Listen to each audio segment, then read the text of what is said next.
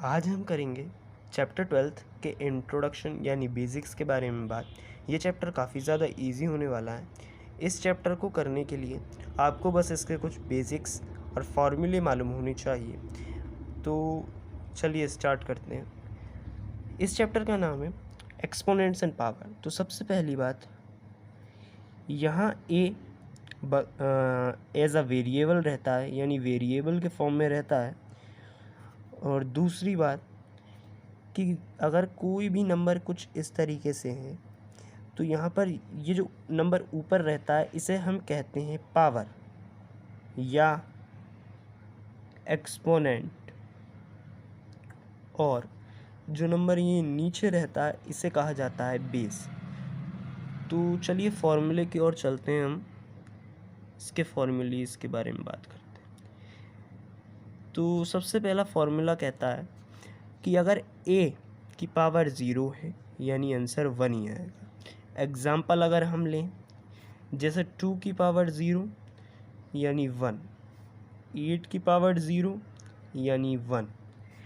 उसी तरीके से सेकंड अगर हम देखें तो अगर कोई भी नंबर में बेस सेम है एंड पावर डिफरेंट है और वो दोनों जो नंबर्स हैं वो प्रोडक्ट में दिए हुए हैं, तो बेस कॉमन लेके पावर ऐड होती हैं। जैसे एग्ज़ाम्पल अगर हम इसका लें तो 2 की पावर 2 इंटू 2 की पावर 3, यहाँ बेस सेम है बट पावर डिफरेंट है, तो हम और मल्टीप्लाई में है तो हम बेस कॉमन लेके पावर्स को ऐड कर देंगे, तो जो हमारा आंसर आएगा वो ये होगा।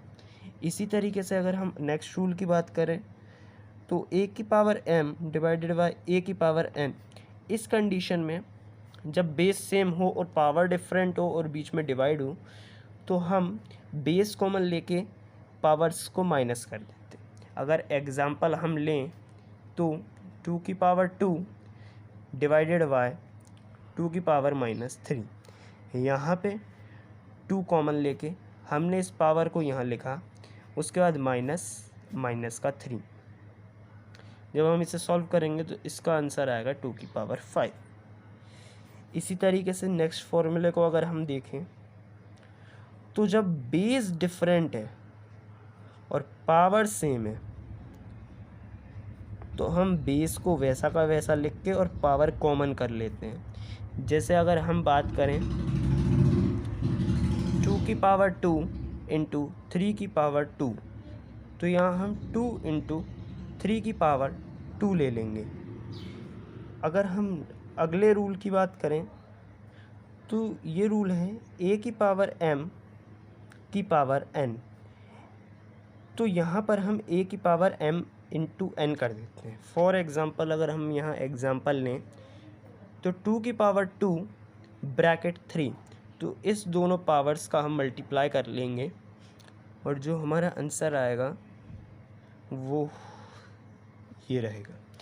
अगर हम नेक्स्ट बात करें तो जब भी बेस डिफरेंट होता है, दो नंबर्स डिफरेंट है बट दोनों की पावर सेम है, तो हम बेस ऐसा का ऐसा रहने देते हैं, पावर कॉमन ले लेते हैं।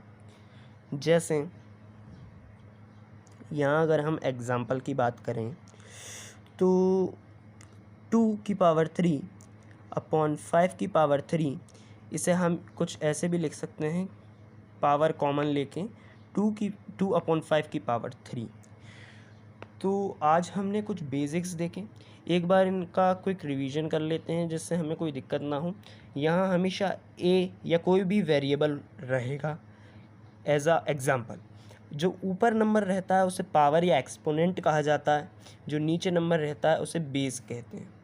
अब फॉर्मूलेस की बात करें तो जब भी किसी भी नंबर की पावर 0 होगी तो आंसर हमेशा 1 आएगा। जैसे 2 की पावर 0 थी तो 1, 8 की पावर 0 थी तो 1। अगर सेम बेस है, पावर डिफरेंट है और मल्टीप्लाई में है, तो यहाँ बेस कॉमन लेके पावर्स ऐड हो जाएंगी। जैसे 2 की पावर 2 और 2 की पावर 3, बेस सेम है, पावर डिफरेंट है, बीच में मल्टीप्लाई है, ऐड हो जाएगा।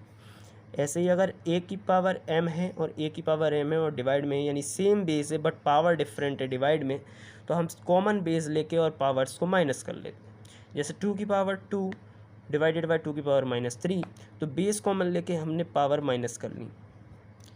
अगर हम बात करें कि बेस डिफरेंट है बट पावर सेम है, तो यहाँ पर हम बेस ऐसा का ऐसा लिख लेते हैं और पावर एक बार लिख लेते हैं। जैसे 2 की पावर 2 और 3 की पावर 2, तो 2 इंटू 3 की पावर 2।